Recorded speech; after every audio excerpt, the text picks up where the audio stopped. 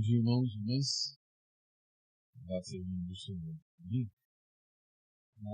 Ontem, quem esteve aqui, a gente deu início nas reflexões sobre esse tema de vida de adoração, e eu disse que nós tratamos, quando a gente fala sobre isso, existem pelo menos quatro aspectos do que seria a vida de adoração. Ontem a gente viu aquele aspecto social, que é a vida de adoração familiar, e as implicações que isso tem na nossa formação, na formação do nosso coração, no alinhamento dos desejos do nosso coração e do coração dos nossos filhos. Hoje eu quero falar desse aspecto da vida de adoração enquanto corandeu, a vida toda em adoração a Deus. Eu penso que é para isso que Paulo aponta ali em Romanos 12, quando ele começa a parte prática da carta, dizendo que nós devemos apresentar os nossos corpos como sacrifício vivo e agradável.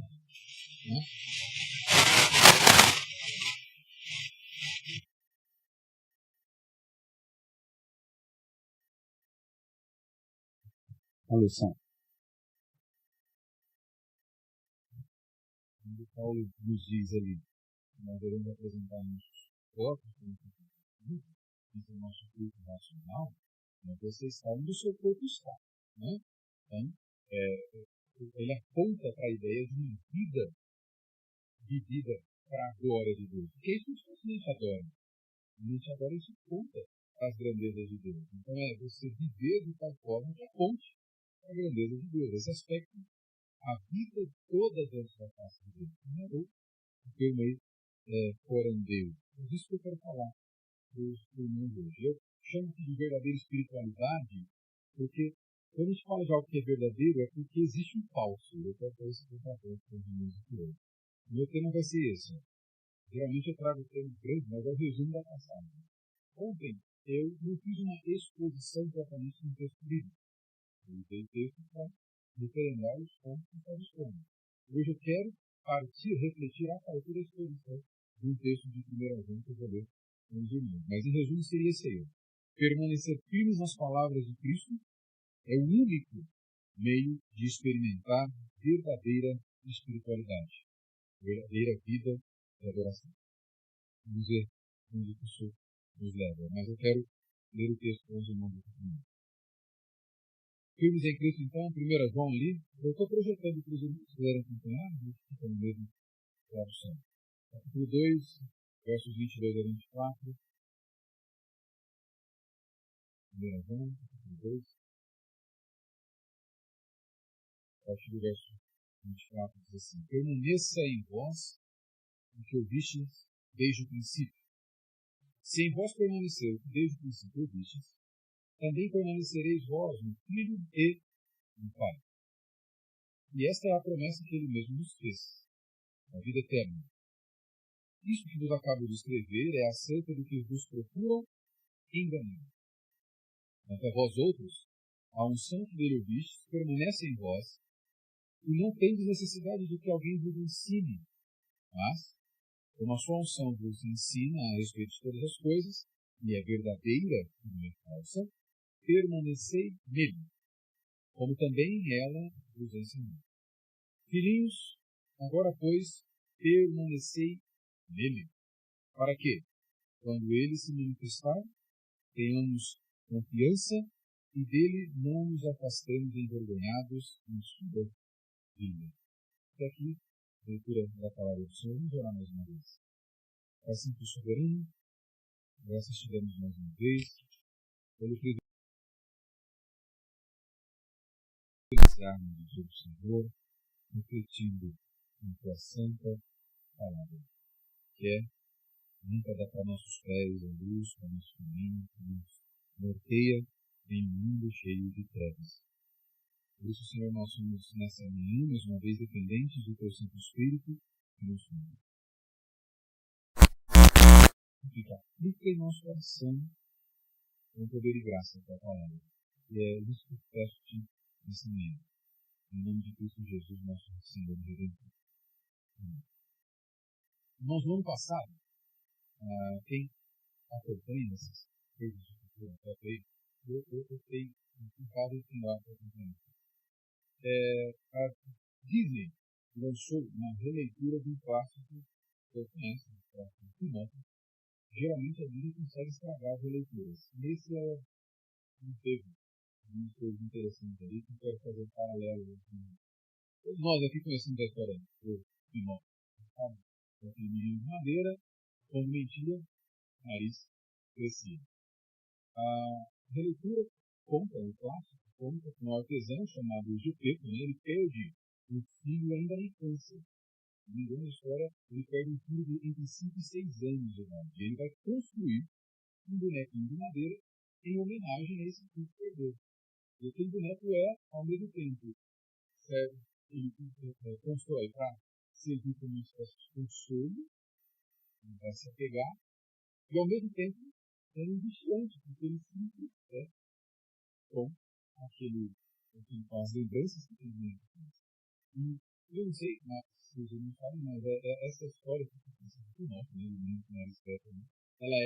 ela tem um pressuposto, ela é baseada numa história real, de um artesão italiano que perde um filho encontrando um navio para suprir o perco desse filho. Isso acontece na história do Gepeto. E o Gepeto, na história do Pinóquio, no real, muito bem. O Gepeto, na história do Pinóquio, ele vai fazer uma oração, né, um pedido para uma estrela lá dos desejos, antes de dormir. E o desejo dele é que o Pinóquio se tornasse um filho de verdade. É isso que ele pede. E a fada azul vai conceder esse pedido para o Pinóquio. Ele vai se tornar um menino de madeira que pode se comunicar, pode falar, pode até mentir, né? Mas que tem um defeito. Qual que é o defeito dele? Não é filho de verdade de Gepeto. É um menino de madeira. E a Pinóquio ele recebe da fada azul a seguinte orientação: você pode ganhar o milagre de se tornar um filho de verdade. Basta uma coisa só. Basta você merecer. Só isso. E para você merecer, você precisa fazer apenas uma coisa. Uma coisa só. Permanecer nos ensinos do seu pai. Se você permanecer nos ensinos do seu pai, você vai receber o milagre aí de ser um filho de verdade de Gepeto.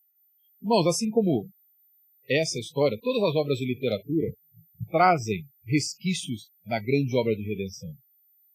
Isso é porque a humanidade traz no seu imaginário, ainda que negue isso de forma militante, ainda que negue isso de forma prática ou teórica, a humanidade traz no seu coração os pressupostos, traz no seu coração o imaginário da relação que nós temos com o Criador. É por isso que em Romanos 1,18, Paulo diz que a ira de Deus se revela. Porque o que os homens fazem é rejeitar uma revelação que Deus coloca na própria consciência. Por isso que incredulidade não é questão intelectual, é questão de coração. É corrupção do coração. Na prática, não existe ateu. Todos têm um conhecimento de Deus, porque Deus lhes dá. Deus lhes revela em seu coração. É disso que Paulo trata em Romanos 1. O que eles fazem é trocar a verdade pela injustiça. Esse é o argumento de Paulo? O que é trocar verdade por injustiça? Percebe que Paulo não diz assim que a ira de Deus se revela contra toda a impiedade e perversão dos homens, que detém a verdade pela mentira. A palavra ali é deter. Deter é impedir o fluxo natural. Você tentar matar alguém por afogamento. A pessoa quer sair ali, mas você impede ela. Esse é o verbo deter ali.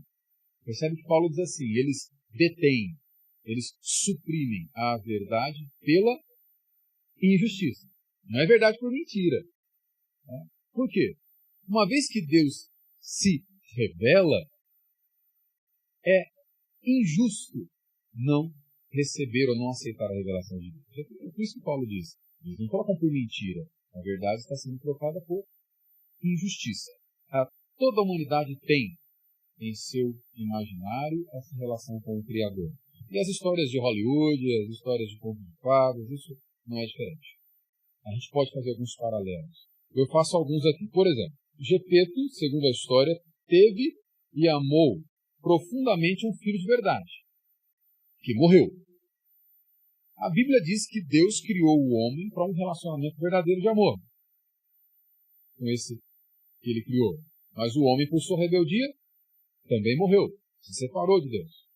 A história de Gepeto vai dizer que ele constrói um filho de madeira, que por causa da farda azul, pode falar, pode andar, pode estudar, pode mentir, pode enganar, mas com um problema sério. Não é um filho de verdade, é um filho de madeira. E a Bíblia diz também que assim são os homens depois da queda de Adão. Não é? Eles podem falar, pode andar, pode estudar, pode casar, pode mentir, pode enganar, pode pecar à torta e à direita, né? Pode ter filhos, enfim. Mas também com um problema muito sério. Eles não são filhos de verdade de Deus.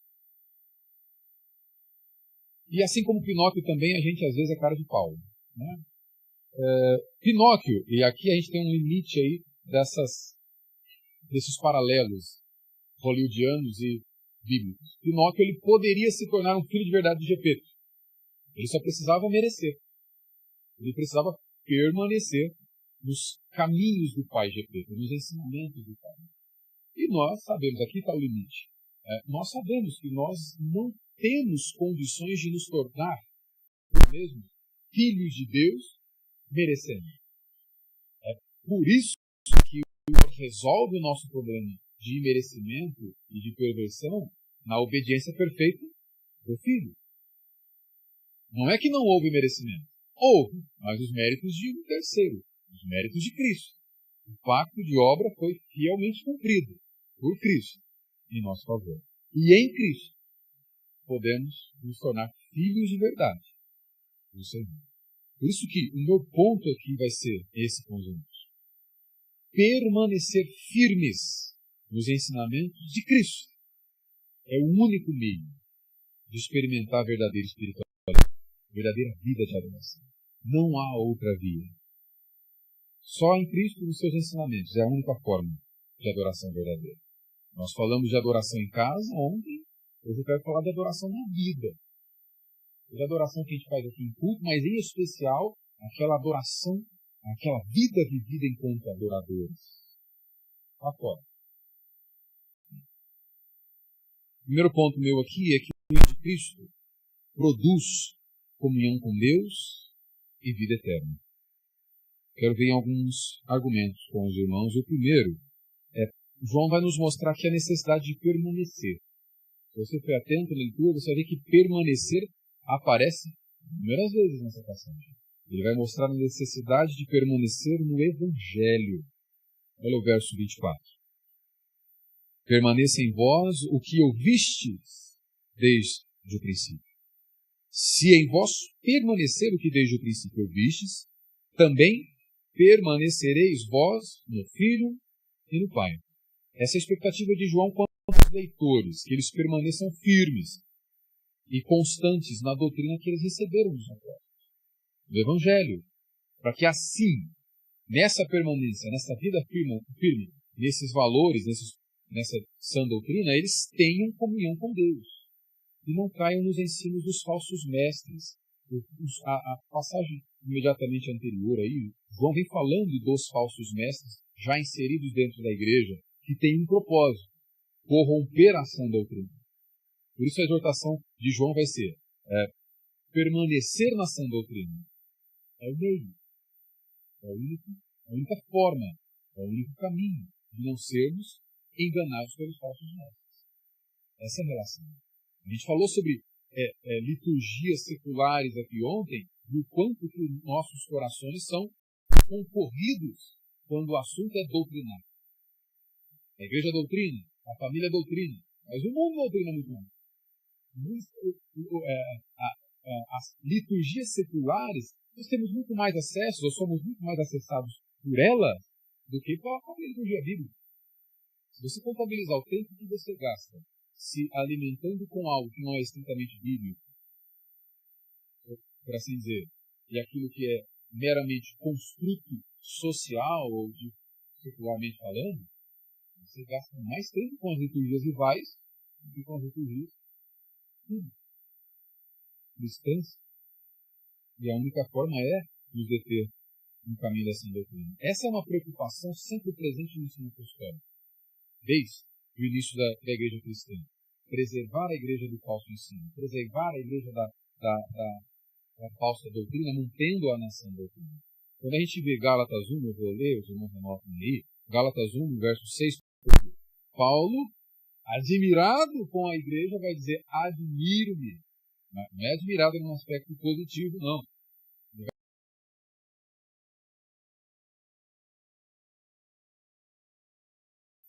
Tão rapidamente aquele que os chamou, pela graça de Cristo, para seguirem outro evangelho.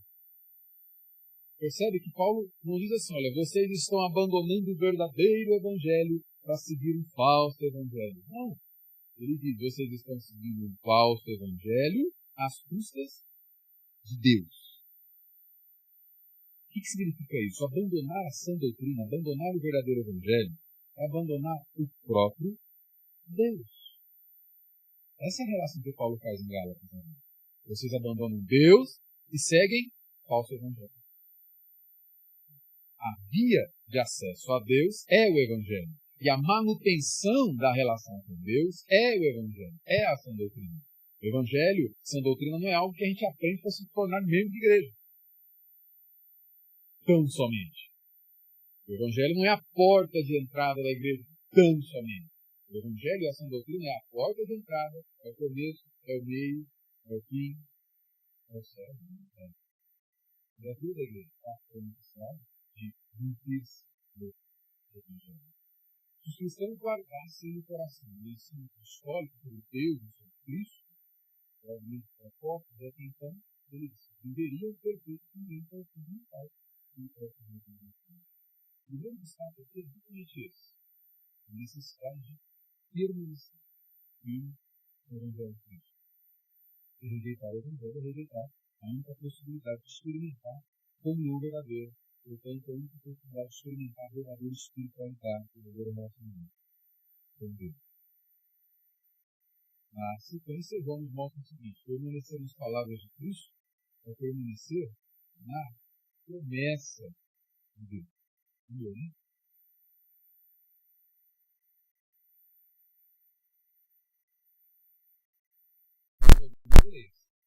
Promessa feita pelo Senhor a todos os que nele permanecem é vida eterna. E permanecer nas palavras de Cristo é o único meio de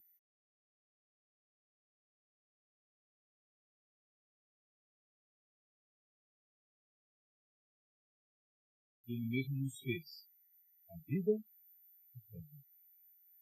Jesus trata desse tema aqui em sua oração intercessória. A oração que ele faz a Deus todos os dias. Lá em João capítulo 17, no verso 3, eu vou ler também. João orando, intercedendo pelos seus discípulos, ele diz assim: esta é a vida eterna. E o texto original coloca ali a explicação do que é a vida eterna. Jesus diz, esta é a vida eterna. E ele vai dizer o que é. Vai explicar o que é. Que te conheçam. Ali. Esta é a vida eterna. Jesus orando a Deus e intercedendo em favor de nós. Esta é a vida eterna. Que te conheçam. O único Deus verdadeiro e a Jesus Cristo a quem enviaste. Eu destaco de propósito ali o verbo conhecer, que conosco, que é aquele conhecimento íntimo. Não é apenas uma apreensão intelectual, mas é uma experiência íntima com aquele que se conhece. É o conhecer de novo. Eu aprendi isso aqui no Rio Velho, há uns 5, 6 anos atrás. Esse conhecimento pela intimidade. Olha só, Jesus define vida eterna como conhecimento íntimo de Deus. Então, a vida eterna não é algo que você passará a experimentar quando essa quer acabar. A vida eterna não é simplesmente continuar existindo pós vida na Terra. A doutrina bíblica é que todos continuarão existindo. Não há uma aniquilação. A questão é onde estarão isso. Vida eterna não está relacionada à quantidade de dias pós-morte, mas à qualidade de dias enquanto se conhece Cristo. ou a partir do momento que se conhece, se relaciona com Cristo. O eterno, segundo o que Jesus é, estar em relacionamento íntimo com Ele e o Pai. E aí a pergunta prática que a gente busca responder é: você conhece Deus onde? Você conhece, você tem conhecimento, acesso ao que Deus espera de ti e se relaciona com essa expectativa de Deus onde? Na revelação especial, na palavra de Deus, é a única possibilidade que nós temos para o conhecimento. Ou para nos relacionar intimamente com aquilo que Ele espera de nós e satisfazer a vontade dEle em relação a nós. Esse é o cuidado de João na sua primeira carta aqui. Ele vai dizer que o que estava em jogo ali, com o acesso dos falsos mestres à igreja, não era só discussão de opiniões teológicas diferentes, mas é uma doutrina de importância eterna. Ser seduzido pelo falso ensino e rejeitar a sã doutrina, rejeitar o Evangelho, é entrar em um caminho de perdição eterna. Esse é o argumento e o cuidado do Jacó. Se os leitores de João não permanecessem firmes no ensino do Evangelho de Cristo, dessem ouvidos aos ensinos dos falsos mestres, eles estariam evidenciando que nunca conheceram a Deus de verdade. Nunca se tornaram filhos verdadeiros de Deus. Continuavam com cara de pau, irmão. Nunca se tornaram filhos de verdade. Por isso que antes ele vai dizer, olha, os que saíram do nosso meio porque nunca foram dos nossos. Os que cederam aos falsos ensinos é porque nunca...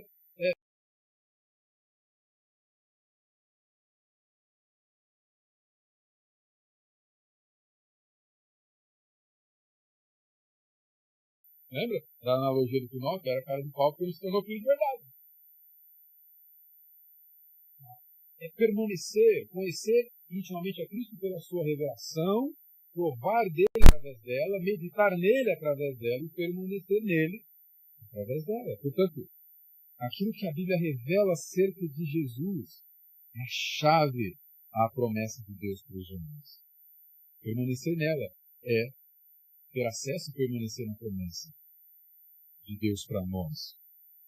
Na sequência, por isso, ele faz um alerta contra os falsos mestres. Ele está alertando e protegendo a igreja dos falsos mestres, dos ensinos enganadores. No verso 26, olha ali. Isso que vos acabo de escrever é acerca dos que vos procuram enganar.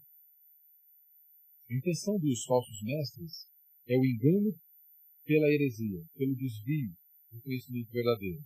O engano com êxito. João, que está os advertindo, é estarem atentos e precavidos contra essas tentativas de falsos ensinos de enganá-los com a arma poderosa que eles têm. Só existe uma forma de estarmos livres do engano. Como se protege do engano? Firmes naquilo que é verdadeiro. O que nos livra do engano é a verdade. O que mantém os cristãos protegidos dos falsos mestres e dos erros teológicos é a constante permanência no ensino de Cristo. Eu estava comentando isso ontem. A igreja deveria louvar a Deus pelo privilégio de ter homens que com zelo teológico, com zelo bíblico. Abre um parênteses aqui. Eu costumo abrir o parênteses e não fechar. Me lembro de fechar sempre ele. A igreja no Brasil tem vivido dias complicados quando o assunto é ter homens zelosos pela sã doutrina. A gente tem visto coisas que assustam por aí, relativizando aquilo que deveria ser considerado como absoluto. A sã doutrina, a palavra de Deus. E que Deus nos dê corações tementes o suficiente para honrá-lo, para bendizê-lo e reconhecer que quando Ele nos dá homens que zelam pela sã doutrina, isso já é motivo de louvor e agradecimento constante da igreja. Porque não poucas igrejas têm sido alimentadas constantemente por lobos devoradores. Os falsos mestres vêm para matar, roubar e destruir. Houve um tempo em que eles estavam fora da igreja, conseguiram acessar a igreja e o templo. E Jesus já nos alertou isso lá atrás. Os apóstolos estão alertando aqui, né? João está alertando. Olha, cuidado. E é porque eles estavam inseridos ali. Trigo e joio sempre convivendo. Lobo e ovelha sempre convivendo. E isso não é diferente hoje. Várias igrejas têm lobos assumindo culto. Então, louvem a Deus quando o Senhor nos dá homens que são zelosos pela Escritura. Pela Santa. E não apenas de púlpito, mas que aplicam isso para a igreja, que requer isso dos irmãos. O que nos livra do engano, irmão, é a verdade. O zelo por ela. O que mantém cristãos protegidos de falsos mestres é a permanência no ensino de Cristo, na sã doutrina. Esse foi o primeiro ponto aqui. Eu só tenho 2. Né? Hoje eu não tenho 18 pontos como ontem, hoje é só 2. O ensino de Cristo produz comunhão com Deus e vida eterna. Permanecer nele nos dá comunhão com Deus e vida eterna. O segundo aqui é este. O ensino de Cristo produz, então, segurança e verdadeira espiritualidade. Vida de adoração. Não há vida de adoração sem permanência no ensino de Cristo. Ele vai dizer aqui, João vai dizer que o dom do Espírito Santo, que é o mestre dos mestres, já foi recebido por aqueles irmãos. E o ensino do Espírito é suficiente. A relação entre a unção do Espírito Santo e o ensino de Cristo ele traz aqui no verso 27, olha só. Quanto a vós outros, a unção que dele recebestes permanece em vós. Ao contrário dos falsos mestres, os cristãos verdadeiros tinham a unção que vem de Deus. Ou seja, tinham o Espírito Santo, mestre dos mestres, o que dá a iluminação, o discernimento, aplica a doutrina. Foi justamente por não terem o Espírito Santo de Deus que os falsos mestres abandonaram a igreja, abandonaram a verdade cristã. Se o Espírito a aplica em nós e o homem a abandona, a evidência é que não houve essa aplicação, não houve essa unção da qual João fala aqui. Isto não aconteceria com os verdadeiros cristãos que permaneciam no ensino dos apóstolos. O que sela o cristão com firmeza na vida de adoração, na vida cristã, é a unção do Espírito. Ou seja, essa dádiva do Espírito. Por isso, como que eu faço para saber se uma pessoa foi ungida com o Espírito ou não? Como que eu faço para saber? Aquele ali foi ungido. Se é ele que nos ilumina, nos mantém na sã doutrina, nos aplica a sã doutrina, como que eu faço para saber aquele que é ungido ou não? O que permanece no Senhor Jesus, ou nos ensinos do Senhor Jesus, até o fim, esse foi ungido com o Espírito. O Espírito aplica a doutrina nele.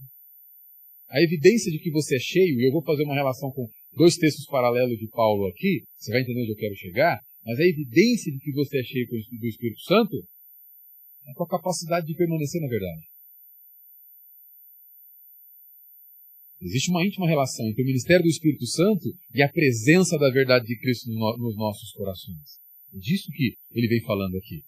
Ele fala da proteção, cuidado com os falsos mestres. Se eles forem embora, porque não eram dos nossos. Vocês têm a unção. Vocês têm o Espírito, que permanece em vós. Por isso vocês permanecem em Cristo. Essa relação ela é inseparável. Ou seja,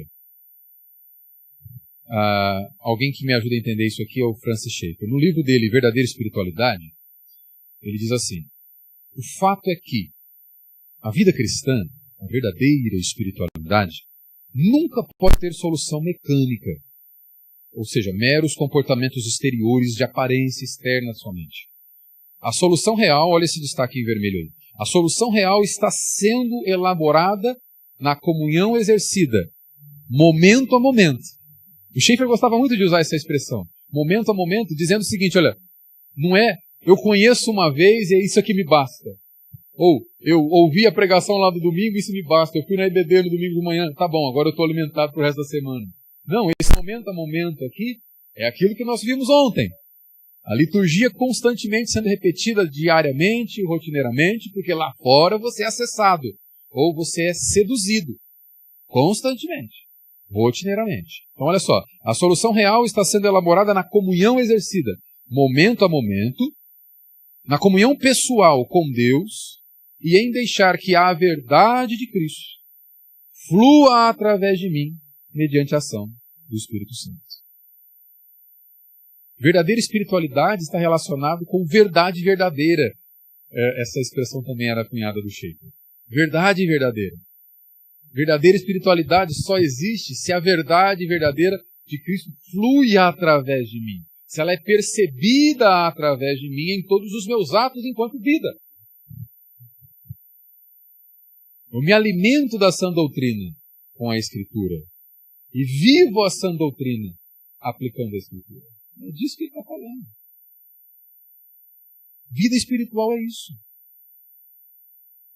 O testemunho do Espírito em nós, de que somos herdeiros, por exemplo, de todas as bênçãos de Deus, é o que vai produzir em nós verdadeira espiritualidade, verdadeira vida cristã. Perceba que eu não me refiro apenas a estar informado dos benefícios que temos de Cristo, mas a experimentarmos na nossa própria vida as implicações dessas informações. Eu acho que eu tenho isso aqui, olha só. Verdadeira espiritualidade é quando vivemos o que já sabemos. Então, não é uma relação de vida sem saber e nem de saber sem vida. As duas coisas estão caminhando juntas aqui. Verdadeira espiritualidade, então, é experimentar, é materializar, viver o que já sabemos. Aí eu trago algumas implicações. Por exemplo, a Bíblia traz isso para nós. Indicativos e imperativos. O indicativo é a doutrina. O imperativo é o mandamento. Então a Bíblia diz, olha, você é assim, portanto viva assado. Por exemplo, você é eleito de Deus. Essa é a doutrina. Você já sabe. Portanto, viva como eleito. Qual é o estilo de vida de um eleito de Deus? Viva-o.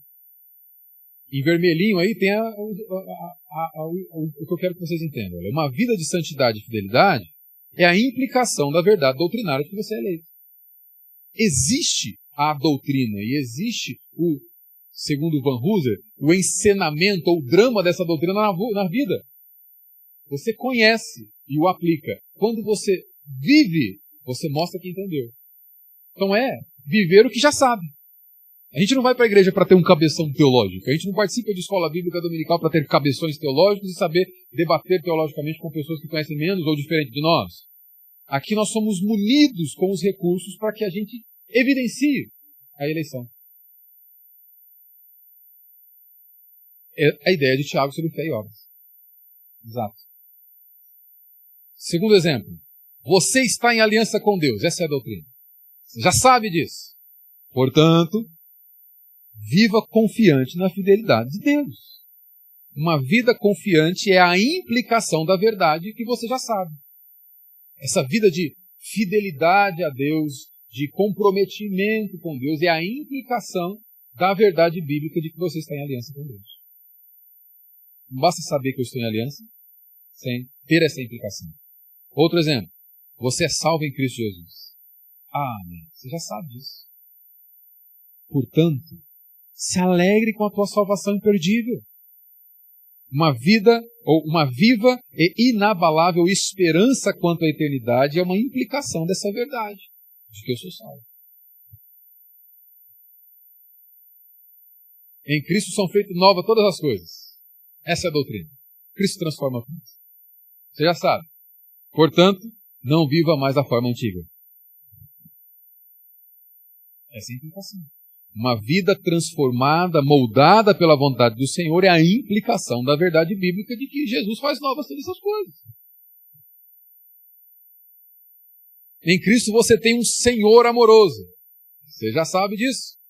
Portanto, viva como um escravo que é amado.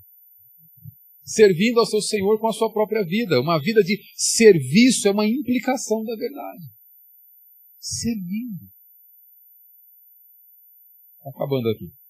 Em Cristo você tem um rei soberano. Essa é a doutrina. Ele é o rei dos reis. Senhor dos senhores. Você já sabe disso. Portanto, viva como um súdito real agora. Súdito fiel desse rei.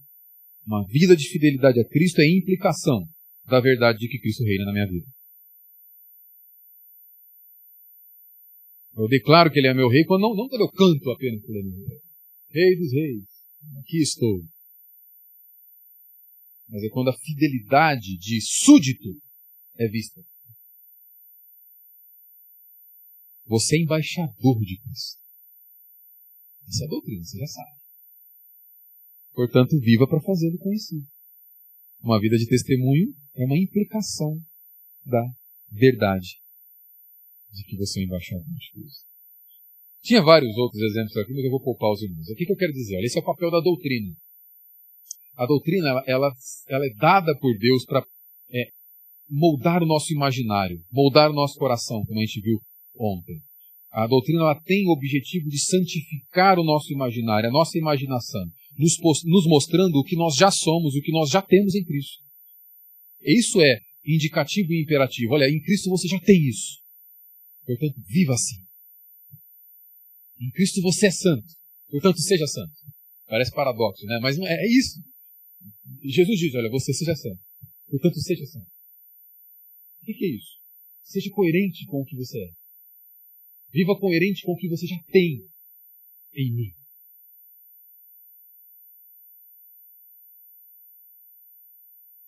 É esse o paralelo que eu quero fazer para ilustrar aqui. Existem esses dois textos, essas duas cartas de Paulo, são chamadas cartas gêmeas, não por acaso. Dá para ler ali, tá pequeno? Eu leio para os irmãos. Aí a gente tem Efésios e Colossenses, as partes de implicações das duas cartas, as partes práticas dela. No capítulo 5 a gente tem a ordem de Paulo para sermos cheios do Espírito Santo, de Efésios. No capítulo 3 de Colossenses a gente tem a ordem para sermos cheios da palavra de Cristo. Habitar, que ela habite ricamente em nós. Eu fiz de propósito, colocando em cores semelhantes, os textos paralelos. São cartas gêmeas porque elas, em Efésios, a igreja é o corpo de Cristo, em Colossenses, Cristo é o cabeça da igreja, Paulo trata de assuntos paralelos com palavras um pouco diferentes, e aqui os irmãos vão entender onde eu quero chegar. Se a gente olhar, eu não vou ler tudo por conta do tempo, mas Efésios 5, no verso 18, Paulo dá a ordem para que a igreja seja cheia do Espírito Santo. E a relação ali, não se embriagais com vinho, não seja cheio do vinho, mas seja cheio do Espírito. E a relação é essa mesmo. O indivíduo, quando ele é cheio do vinho, ele tem um comportamento transformado ou alterado pelo vinho, que ele não teria se ele não tivesse se enchido do vinho. Ou seja, esse ser cheio do Espírito é ter o comportamento alterado de tal forma que o Espírito nos governa. Então o Espírito transforma o nosso comportamento. Na sequência, Paulo coloca lá no verso 22 a mulher cheia do Espírito Santo. Mulher, seja submissa ao seu próprio marido como ao Senhor. Na sequência, ele coloca o que o marido cheio do Espírito Santo faz. Ele ama a mulher como Cristo amou a igreja, e assim por diante. O que eu quero dizer com isso? É dada a ordem para sermos cheios do Espírito Santo, e na sequência Paulo mostra comportamentos que são transformados pelo Espírito, como que a pessoa evidencia esse ser cheio do Espírito Santo. É visível. O marido percebe na esposa, a esposa percebe no marido, os pais percebem nos filhos, os filhos percebem nos pais, o empregado percebe no patrão, que percebe no empregado. Ou seja, nossos relacionamentos sociais são transformados quando somos cheios do Espírito Santo. Guardou isso aqui? No capítulo 3 de Colossenses, a gente tem a mesma coisa. No verso 18, Paulo vai dizer, as esposas sejam submissas ao próprio marido, como convém no Senhor. No verso 19, maridos, amem vossa esposa e não trateis com amargura. No verso 20, filhos, em tudo obedecei vossos pais, pois fazê-lo é grato diante do Senhor. Verso 21, pais, não irritei vossos filhos para que não fiquem desanimados. Servos, obedecei em tudo a vosso Senhor segundo a carne. E no capítulo 4, verso 1, senhores, tratai os servos com justiça e com equidade, certos de que também vós tendes Senhor no céu. O que está acontecendo aqui? Em Colossenses 3, os mesmos relacionamentos que são transformados por ser cheio do Espírito Santo no capítulo 5 de Efésios, são trazidos aqui. Certo? Então aqui Paulo vai dizer em Colossenses 3, que a esposa percebe o marido, que é transformado pelo Espírito, o marido percebe a esposa, os filhos os pais, patrão e empregado. Em resumo, quando nós somos transformados pelo Espírito, isso é visível, por isso somos cheios dele. Mas a relação que eu quero fazer são os versículos iniciais. Olha lá, no verso 18, está em azulzinho. Seja cheio do Espírito. E aí, todos os impactos ali, as evidências. Na tabelinha de cá, no verso 16, o que está escrito? Vamos ler juntos. Habite ricamente em vós a palavra de Cristo. A ideia é a seguinte, seja cheio da palavra de Cristo. Você percebeu o que Paulo está fazendo aqui já? O que esse paralelo aqui me mostra e o que eu estou defendendo com os irmãos aqui? As evidências de um homem cheio do Espírito Santo, de uma mulher cheia do Espírito Santo, as evidências de um crente cheio do Espírito Santo, são as evidências de uma pessoa cheia da palavra de Deus, cheia da doutrina de Cristo. Não há enchimento com o Espírito Santo sem palavra de Cristo. Não espere ser alguém cheio do Espírito Santo se não for cheio da palavra de Deus. Desconfie sempre de alguém que se diz cheio do Espírito Santo e é biblicamente ignorante. Ou rejeita as palavras de Deus. Não dá. Permanecer na palavra de Cristo é o único caminho.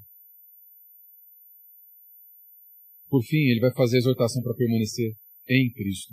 Mais uma vez, no verso 27, quando ele diz, mas, como a sua unção, ou seja, o Espírito, vos ensina a respeito de todas as coisas, e é verdadeira e não é falsa, permanecei nele, como também ela vos ensinou. Eu vou ler rapidamente o que Calvino explica sobre essa afirmação de João. Ele diz assim, ele mostra que os filhos de Deus são iluminados pelo Espírito para que conheçam a Cristo, contanto que não se desviassem dele. E ele lhes prometeu o fruto da perseverança, sim, da confiança, para que não viessem a envergonhar-se em sua presença. Pois a fé não é uma mera e fria apreensão de Cristo, mas um senso vivo e real de seu poder, o qual produz confiança. Mas a natureza da confiança é bem expressa quando ele afirma que ela pode ousadamente segurar-se na presença de Cristo. Quando a gente permanece nos ensinos de Cristo, é isso que o Calvino está ajudando a entender aqui, nós temos acesso à sua promessa e acesso ao seu caráter de fiel cumpridor de promessa. E isso nos mantém firmes, isso nos mantém convictos. No verso 28, eu não coloquei ali, mas os seus irmãos que estão com a Bíblia aberta, João disse assim, filhinhos, agora, pois, permanecei nele, para que, quando ele se manifestar, tenhamos confiança e dele não nos afastemos envergonhados na sua vida. Jesus vai encontrar dois tipos de reações, em resumo, colocando dois pacotes aqui, dois tipos de pessoas no seu retorno, é a ideia de João. Jesus vai encontrar aqueles cheios de júbilo, dizendo, ele realmente é tudo o que ele diz que era. E Jesus vai encontrar aqueles cheios de vergonha, dizendo, ele realmente é tudo aquilo que ele disse que era. Ele veio. São os dois tipos de pessoas que o encontrarão. Eu quero ir para a implicação aqui, breve com os irmãos. Primeiro tem algo que a gente deve crer. A gente deve crer na suficiência de Cristo e na necessidade de permanecer nele. Esse foi o verbo que eu mais usei aqui. Porque é o que João mais usa na passagem. Nele, na suficiência de Cristo e na necessidade de permanecer nele, permanecendo firme no Evangelho, revisitando a minha vida constantemente a partir da ótica do Evangelho. Devemos guardar a mensagem apostólica em nosso coração. Essa é a única maneira de não sermos enganados pelo erro religioso, intelectual ou ideológico e vivermos verdadeira espiritualidade. Isso é algo que devemos crer. Existe algo que a gente deve evitar. Devemos evitar o entendimento de que é possível estar em paz com Deus e ter uma vida de verdadeira adoração sem uma vida constante nos ensinamentos de Jesus Cristo. Não há paz com Deus sem Cristo. A gente deve evitar esse entendimento, porque é um entendimento comum, infelizmente, dentro e fora da igreja. Antigamente a gente podia falar que isso era comum fora da igreja, mas hoje é comum dentro e fora da igreja o entendimento de que é possível estar em paz com Deus sem permanecer firme no ensino de Cristo. Não dá. A via continua sendo a mesma. O único caminho, a única verdade e a única vida continua sendo o mesmo. Existe algo que a gente deve criticar na nossa cultura, e eu quero só gastar um pouquinho mais de tempo aqui. Eu prometo não me alongar muito. Mas a gente deve criticar a possibilidade de uma espiritualidade sem Jesus Cristo. Hoje na internet tem coach para tudo, inclusive para a espiritualidade. Pessoas te ensinando a ser mais espirituais. A gente vive num contexto em que a espiritualidade ela não é excluída. Ela é até compartilhada. O problema da nossa geração não é falta de fé, mas é a fé no lugar errado. O problema da nossa geração não é falta de convicções, mas é a convicção do erro. Foram laçados pelo engano dos falsos mestres e se comprometem, vão até o fim com esse comprometimento. E ao contrário dos cuidados que João e os outros apóstolos tiveram com a igreja do primeiro século, a espiritualidade que é considerada hoje em dia, ela é, em sua imensa maioria, construída sobre os fundamentos dos falsos ensinos. Jesus dizia, vou dar só esse exemplo para os irmãos, Jesus dizia, né, em Lucas 9:23, se alguém quiser acompanhar-me, negue-se a si mesmo, tome diariamente a sua cruz e siga.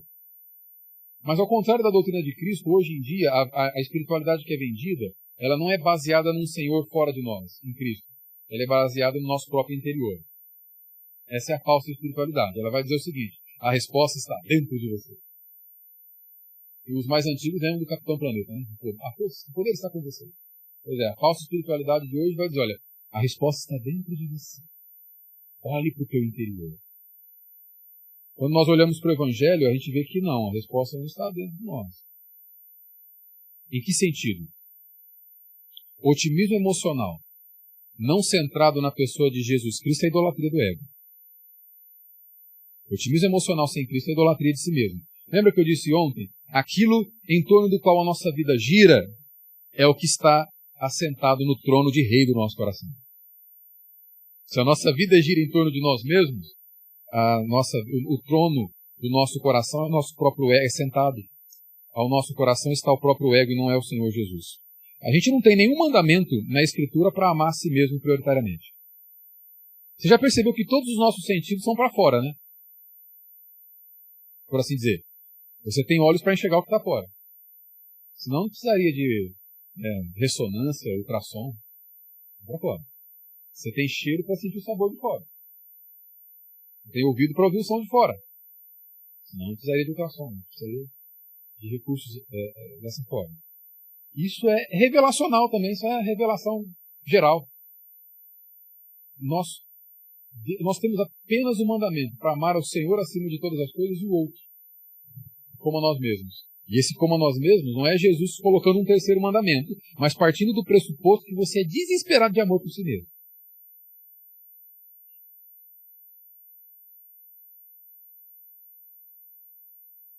A gente vive aquilo que é chamado de era da autenticidade.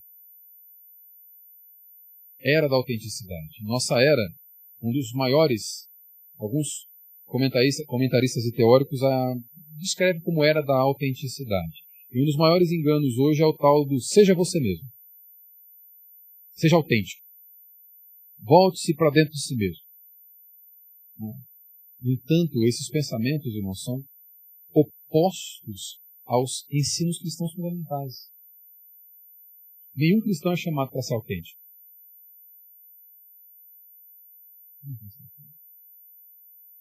Há um tempo atrás eu assisti uma palestra de um psicólogo cristão em Pitangueiras. No Setembro Amarelo, né? Combate contra o suicídio. Setembro Amarelo, não, quem me ajuda aí. E por ser um psicólogo cristão, eu pensei, psicólogo cristão pentecostal fervoroso. Falei, opa, vai dar chaves para nós aqui, né?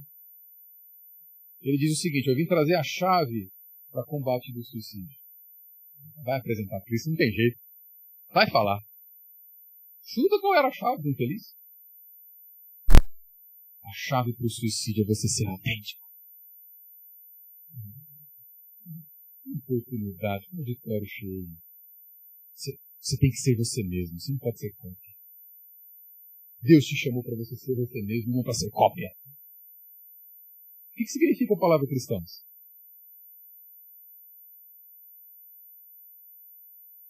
Nenhum cristão é chamado para ser autêntico. Pelo contrário, nós somos chamados para sermos cópias de Cristo, o varão perfeito.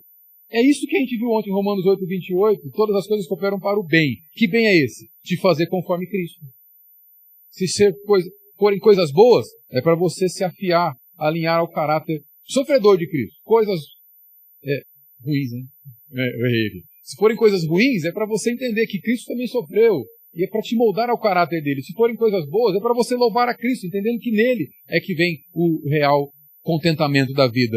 Mas nós somos chamados para ser cópias de Cristo, e não para sermos autênticos. Cristão autêntico está com algum problema.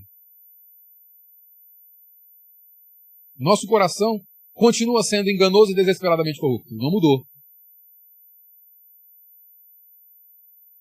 A autenticidade não cai bem para o cristão. Nós somos chamados para ser cópias do varão perfeito, como o Senhor Jesus. E o quanto a gente está próximo dessa cópia revela a qualidade da nossa vida de adoração, da nossa espiritualidade. O quanto estamos alinhados à estatura do varão perfeito mostra o nível da nossa espiritualidade. Por fim, tem consolo do Evangelho. Tem consolo do Evangelho. É Cristo que dá seu Espírito para todos os seus discípulos. É dele, para todos os seus eleitos, para que sejam conduzidos pelo Mestre dos Mestres. Esta é a nossa segurança de que não seremos iludidos pelo espírito do erro, e essa deve ser a nossa maior motivação para termos disciplina no estudo da Palavra de Deus e para permanecermos no ensino do Evangelho de Cristo. Nós já temos a unção do Espírito, já fomos ungidos com ele, o nosso verdadeiro Mestre. Amém, irmãos?